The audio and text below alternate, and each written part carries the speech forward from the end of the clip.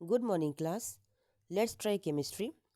आज हम लोग कर रहे हैं अपने क्लास 11th का chapter number 1 some basic concepts of chemistry. बहुत ही शॉर्ट वीडियो में बनाऊंगी जिसमें कि सिर्फ इंपॉर्टेंट टॉपिक्स ही हम लोग कवर करेंगे। इसके अलावा आपको कहीं और भी जाने की ज़रूरत नहीं है। ये सारे वो इंपॉर्टेंट टॉपिक्स हैं जो आपके एग्जाम पॉइंट ऑफ व्यू से बहुत ही इंपॉर्टेंट होते हैं और एग्जाम में आते ही आते हैं। ठीक है, आपको जो फर्स्ट टॉपिक करना है इस चैप्टर के अंदर that is law of chemical combinations. इसमें सबसे पहले आपको पढ़ना है लॉ ऑफ कंजर्वेशन ऑफ मास, जो आप 10th क्लास से पढ़ते आ रहे हो, इवन 9th क्लास से पढ़ते आ रहे हो। Law of conservation of mass Antoine Lavoisier ने दिया था।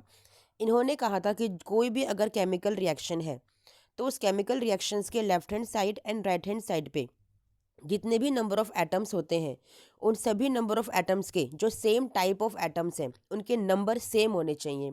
क्या मतलब है कहने का कि आप देखिए यहाँ पर 2 हाइड्रोजन है, यहाँ पर भी 2 हाइड्रोजन है, it mean this is balanced. यहाँ पे 2 ऑक्सीजन है लेकिन यहाँ पे एक ही ऑक्सीजन है, तो इसको बैलेंस करने के लिए हम 2 यहाँ पर लगाएंगे, ना कि यहाँ पर। ठीक है, वो रॉन्ग होता है क्योंकि उससे आपने केमिकल फॉर्मूला ही चेंज कर दिया। That is not possible for the water. ठीक है, अब जब 2 यहाँ पे लगाया गया तो वाटर कितने हो गए, सॉरी हाइड्रोजन कितने हो गए, 4 हो गए, 2 2 ज़ा 4, तो इसलिए यहाँ पर भी 2 लगाना पड़ेगा। इसका मतलब हमने रिएक्शन को बैलेंस कर दिया। नंबर ऑफ एटम्स सेम है हर एटम के आपके left hand side and right hand side पर। ठीक है, इसको बोलते हैं लॉ ऑफ कंजर्वेशन ऑफ मास, यानी कि इनका मास भी साथ में कंजर्व्ड हो गया, इनका मास भी कंजर्व्ड हो गया, मास भी सेम हो गया। एक हाइड्रोजन का मास 1 होता है, 2 का कितना हुआ 2, मल्टीप्लाई 2 यानी कि 4, यहाँ पे 4 है। ठीक है, 4 एटॉमिक मास यूनिट। यहाँ पे ऑक्सीजन का एटॉमिक मास कितना है, 1 के लिए होता है 16, तो 2 के लिए कितना हो गया 32, 4 प्लस 32 यानी कि 36। इस वाली साइड में 36 टोटल है। यहाँ पे देखिए वाटर का निकाल लीजिए H2O यानी कि 2 प्लस 16 यानी कि 18। ये है 1 वाटर मॉलिक्यूल के लिए, हमारे पास 2 वाटर मॉलिक्यूल्स है यानी कि 36, तो दोनों साइड हमारा सेम मॉलिक्यूलर मास हो गया। समझ में आया? तो हमने मास को क्या कर दिया, कंजर्व कर दिया। Okay, next law is law of definite proportion. ये हमारे जोसेफ प्राउस्ट ने दिया था। इन्होंने कहा था कि कोई भी ऐसा मॉलिक्यूल या कंपाउंड जो आपका नेचर में पाया जाता है वो ऑलवेज अपने फिक्स्ड रेशियो में यानी कि फिक्स्ड प्रोपोर्शन में पाया जाता है। आप नेचर में, दुनिया में, यूनिवर्स में कहीं भी चले जाइए, वो मॉलिक्यूल आपको उसी फिक्स्ड रेशियो में पाया जाएगा अगर वो नेचुरली अक्रिंग कोई ऐसा मॉलिक्यूल है तो। कैसे? For an example water, H2O formula होता है। इस वाटर को आप यूनिवर्स में कहीं से भी लेकर आइए किसी भी रूप में। ठीक है, आप किसी भी टैप वाटर को ले आइए, किसी भी सी वाटर को ले आइए, किसी भी लेक वाटर को ले आइए, पॉन्ड, ओशियन, किसी भी गटर का वाटर ले आइए, किसी भी गंदे नाले का वाटर ले आइए, कहीं से भी, कहने का मतलब है कहीं से भी कोई भी तरह का वाटर हो उसका फॉर्मूला H2O ही होगा, वो चेंज नहीं होगा। यानी कि वाटर जो कि नेचुरली अकरिंग एक मॉलिक्यूल है, एक कंपाउंड है, वो आपका एक फिक्स्ड रेशियो रखता है जो इस यूनिवर्स के अंदर हर जगह सेम है। यही कहा था जोसेफ प्राउस्ट ने, which is said to be law of definite proportions. समझ में आया? मीन्स उसका एक डेफिनेट प्रोपोर्शन है जो पूरे वर्ल्ड वाइड, पूरे यूनिवर्स में सेम चलता है। ठीक है, नेक्स्ट लॉ है हमारा लॉ ऑफ मल्टीपल प्रोपोर्शन। ये क्या कहता है? ये दिया था जॉन डाल्टन ने। Law of multiple proportion is very important law exam point of view से, यहीं से क्वेश्चंस एग्जाम के अंदर आते हैं। ये लॉ क्या कहता है कि फॉर एन एग्जाम्पल आपने रिएक्शन ली hydrogen plus oxygen gives you water. आपने एक और रिएक्शन ली hydrogen plus oxygen gives you hydrogen peroxide. ऐसा पॉसिबल कैसे हुआ? ऐसे पॉसिबल हुआ बैलेंसिंग की वजह से। ठीक है, यहाँ पर आप लेंगे H2, यहाँ पर आप लेंगे H2, ऑक्सीजन आपका O2, आपको दिया वाटर का मॉलिक्यूल। ठीक है, आपको दिया वाटर का मॉलिक्यूल, इसको बैलेंस करेंगे, यहाँ पे 2 आएगा और यहाँ पर भी 2 आएगा। ठीक है, हाइड्रोजन पेरोक्साइड का केस में क्या है कि आपने लिया H2, आपने लिया O2, आपको मिल रहा है H2O2। ठीक है, ये आपका बैलेंस्ड है, इसमें आप कुछ नहीं करेंगे।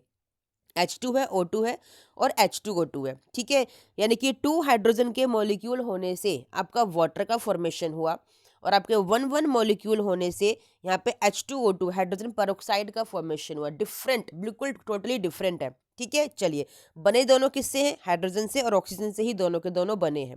कहने का मतलब क्या है? वाटर है आपका H2O, हाइड्रोजन पेरोक्साइड है आपका H2O2। ठीक है, let me change the colour. ठीक है, थोड़ा सा और क्लियर होगा आपको।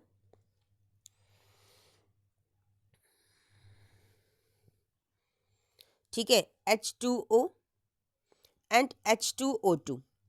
आप देख रहे हैं कि इसमें एक ऐसा एलिमेंट है, ठीक है, जिसका जो रेशियो है वो फिक्स है, that is H2 and H2। लेकिन ऑक्सीजन का चेंज हो रहा है, यहाँ पे O है और यहाँ पे O2 है। तो जिसका रेशियो फिक्स है उसको तो यहाँ से हटा दीजिए, जिसका रेशियो फिक्स नहीं है उसको ले आइए। इसका एटॉमिक मास कितना है? 16। इसका एटॉमिक मास कितना है? 32, क्योंकि ये मॉलिक्यूल है O2। दो ऑक्सीजन है, एक ऑक्सीजन का 16, दूसरे का भी 16, दोनों का हो गया 32। ठीक है, इसका जरा रेशियो निकालिए, इट विल बी 1:2। 16 टू 32 यही आएगा। आपको दिख रहा है एक ही होल नंबर रेशियो है जो कि स्मॉलेस्ट होल नंबर रेशियो है।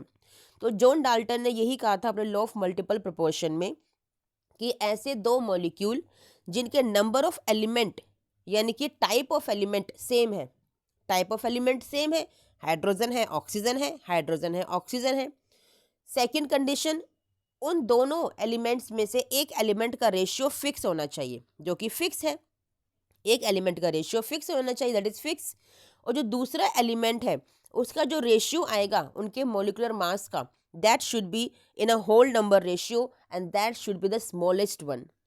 ठीक है, this is the law of multiple proportion बच्चा। बहुत इजी ट्रिक है, बहुत इजी है समझने के लिए। इसके लिए आप एक एग्जांपल से और समझ सकते हो, that is carbon dioxide and carbon monoxide. आप देख रहे हो कार्बन का रेशियो फिक्स है तो इसको नेग्लेक्ट कर दीजिए। सेकेंड कंडीशन क्या है? O2 and O। ठीक है ना, O2 का एटॉमिक मास 32, O का हो गया 16, तो फिर से आपका 1:2 का रेशियो आ गया। आ गया नहीं आ गया? इस O को इधर लिख लो, O2 को उधर लिख लो, इस तरह से।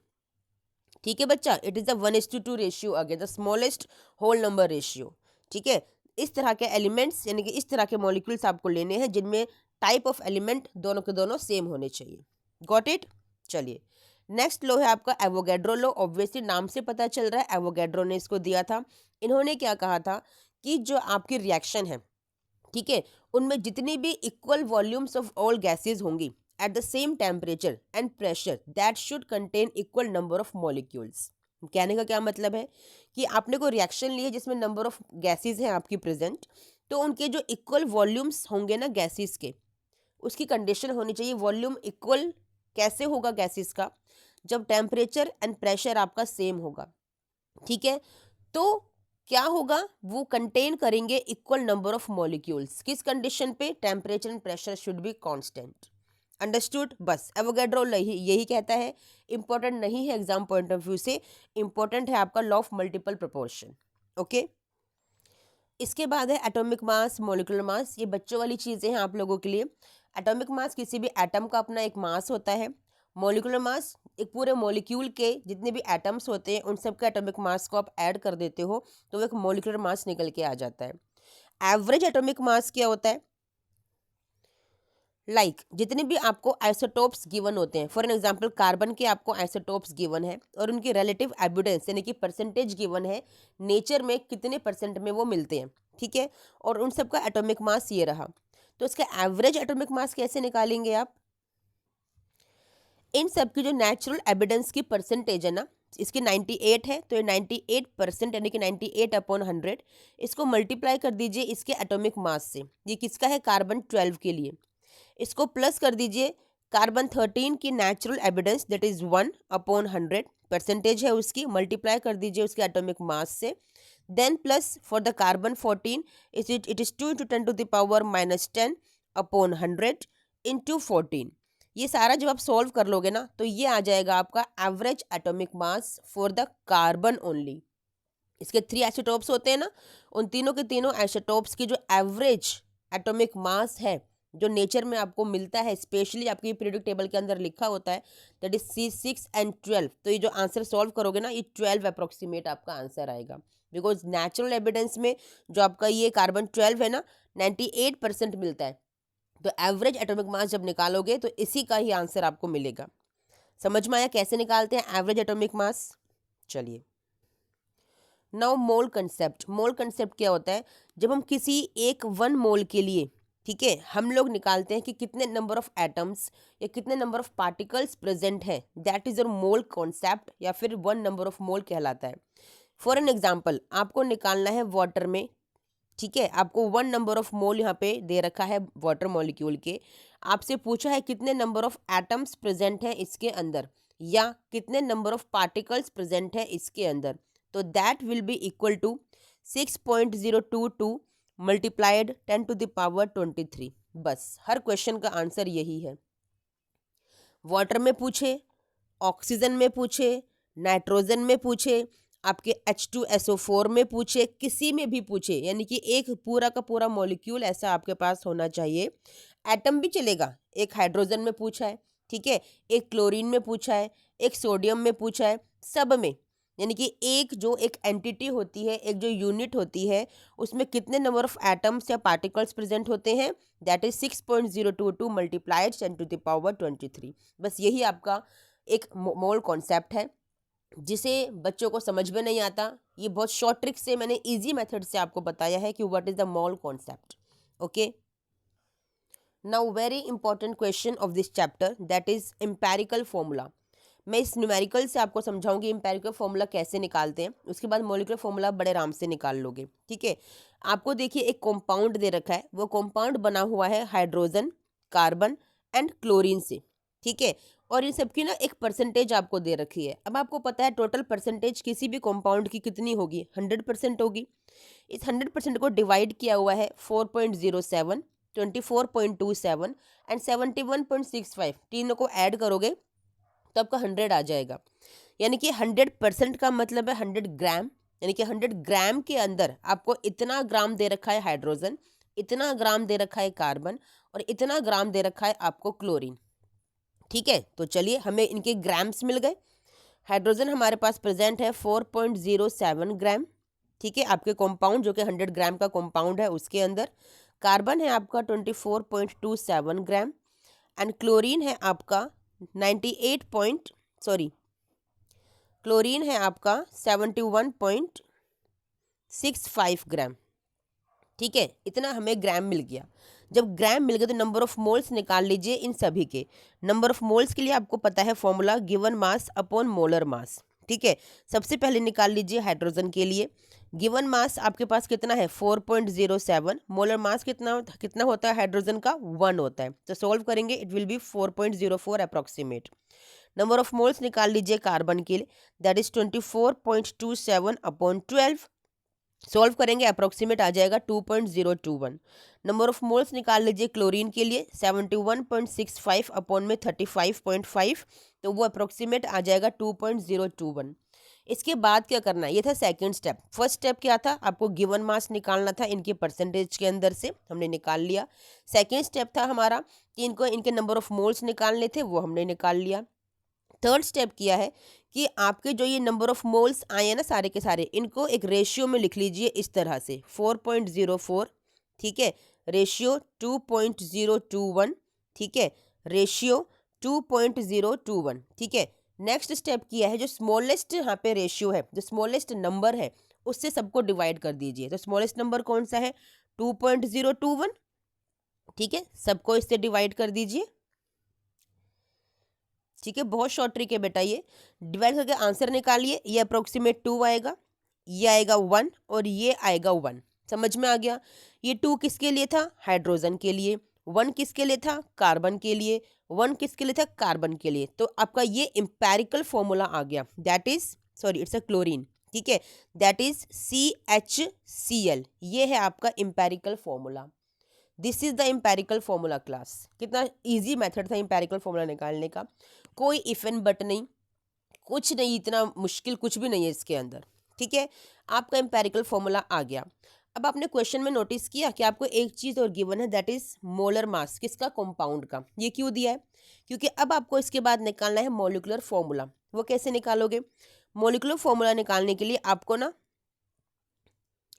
एन यानी कि नंबर ऑफ एटम्स आपको होने चाहिए। तो एन का फॉर्मूला क्या होता है? एन का फॉर्मूला होता है बच्चा आपका एम्पेरिकल फॉर्मूला मास, जो आपने ये एम्पेरिकल फॉर्मूला निकाला इसका मास निकालोगे अपॉन में मॉलिक्यूलर मास, जो आपका ये मॉलिक्यूलर मास गिवन है।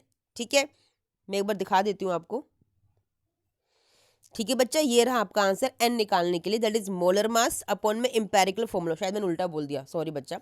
It is molar mass upon empirical formula mass. Empirical formula mass कैसे निकालोगे? CHCl था, कार्बन का 12, हाइड्रोजन का 1 एंड क्लोरीन का 35.5। ठीक है, सॉल्व करेंगे आपका 49.8 आएगा, क्योंकि ये 1.008 ले रहे हैं हाइड्रोजन का, वो कोई बड़ी बात नहीं है, आप अप्रोक्सीमेट ही ले लीजिए अपना होल नंबर में।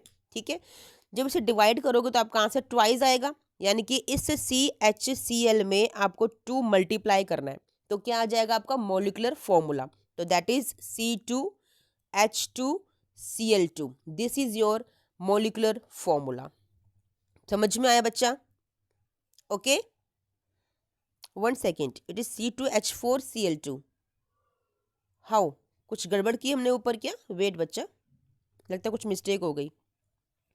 ओहो वेट बच्चा, ये आपका पहले वाला हाइड्रोजन के लिए था, ये वाला हाइड्रोजन के लिए था। ओके, हमारा रेशियो आया था 2:1:1, that is for hydrogen, carbon and chlorine. It is CH2Cl। Okay, H2 है ना, CH2Cl, हमने गलती से CH लिख दिया, सॉरी बच्चा, हो जाती हैं गलतियां। ठीक है, तो इसीलिए आपका CH2Cl2 में जब मल्टीप्लाई आपने किया तो ये क्या आंसर आएगा? C2H4Cl2। This is your answer. ठीक है, बहुत ईजी मेथड है, बहुत ही ईजी शॉर्ट ट्रिक है एम्पेरिकल फॉर्मूला को निकालने के लिए। बहुत इंपॉर्टेंट क्वेश्चन है, एग्जाम में आता ही आता है। ठीक है, नेक्स्ट है आपका स्टोशियोमेट्री। अब स्टोशियोमेट्री क्या होता है? कैलकुलेशंस कोई नहीं है स्टोशियोमेट्री की, सिंपल स्टोशियोमेट्री पता होनी चाहिए। स्टोशियोमेट्री क्या होता है? जब कोई रिएक्शन आप बैलेंस करते हो ना, तो उस रिएक्शन को बैलेंस करने के लिए स्टार्टिंग में आप नंबर ऐड करते हो, that is stoichiometry only. For an example, H2 + Cl2 gives you H2O। Balance करने के लिए क्या करोगे? यहाँ पे 2 लगाओगे, यहाँ पे 2 लगाओगे, बस ये 2 क्या है? दिस 2 इज स्टोशियोमेट्री, और कुछ भी नहीं है। ठीक है, नाउ लिमिटिंग रिएजेंट। अब ये क्या होता है? लिमिटिंग रिएजेंट क्या होता है बच्चा? जो किसी भी रिएक्शन में प्रोडक्ट की फॉर्मेशन को लिमिट करे। कैसे? For an example, H2 + Cl2 gives you HCl। ठीक है, बैलेंस करोगे इसको, इस तरह से बैलेंस आपने कर लिया। ठीक है, अब सपोज कीजिए आपको मैंने दिया हुआ था 1 ग्राम, तो आपने 2 ग्राम का फॉर्मेशन किया according to number of moles में। 1 नंबर ऑफ मोल है, 1 नंबर ऑफ मोल है, और यहाँ 2 नंबर ऑफ मोल्स है। ठीक है, अब सपोज कीजिए मैंने कहा कि 1 ग्राम हाइड्रोजन को रिएक्ट कराइए 2 ग्राम क्लोरीन के साथ, तो कितना हाइड्रोक्लोरिक एसिड आपका बनेगा? अब आपको दिख रहा है कि ये तो 1 का 1 ग्राम ही रह गया, बस इसको डबल कर दिया। इसको डबल करने से होगा क्या? जब ये आपको हाइड्रोजन नहीं मिलेगा तो क्लोरीन डबल करने से क्या फायदा? तो यहाँ पे आपको 2 ग्राम ही मिलेगा, क्योंकि ये क्या है? Limiting reagent. इसके ज़्यादा होने से कोई फ़र्क नहीं पड़ा, इसके लिमिट होने से, इसके कम होने से फ़र्क पड़ा, क्योंकि जब ये और है ही नहीं रिएक्शन के लिए, तो आप कैसे हाइड्रोक्लोरिक एसिड को, HCl को ज़्यादा बना सकते हो? तो जो कम अमाउंट में होता है, जो प्रोडक्ट की फॉर्मेशन को लिमिट करता है, दैट इज लिमिटिंग रिएजेंट। समझ में आया बच्चा? और 1 ग्राम क्लोरीन क्या है? वो एक्स्ट्रा आपका पड़ा रहेगा, दैट इज एक्सेसिव रिएजेंट। ठीक है, क्लियर? Very good. इसके बाद ये इंपॉर्टेंट फॉर्मूलाज हैं आप लोगों के लिए। मास परसेंट का कैसे निकालने के लिए फॉर्मूला होता है? मास परसेंट मीन्स 100% में कितना मास प्रेजेंट है आपके सोल्यूट का। तो कैसे निकालोगे? मास of solute upon mass of solution into 100। Simple है, 9th क्लास में आपने किया था।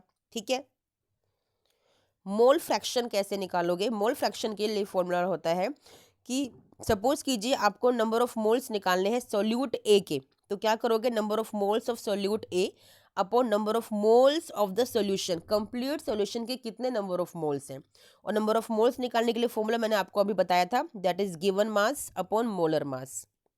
समझ में आ गया?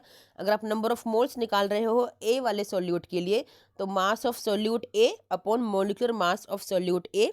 ठीक है, एंड डिवाइडेड बाय, ठीक है, ये मोल फ्रैक्शन के लिए, ये तो नंबर ऑफ मोल्स ए के लिख लिए। नंबर ऑफ मोल्स बी के लिए क्या करोगे? Mass of A, mass of B upon molecular mass of B. ठीक है, ठीक है बच्चा। और आपको निकालना है मोल फ्रैक्शन ऑफ ए। तो क्या करोगे, मोल फ्रैक्शन ऑफ ए के लिए,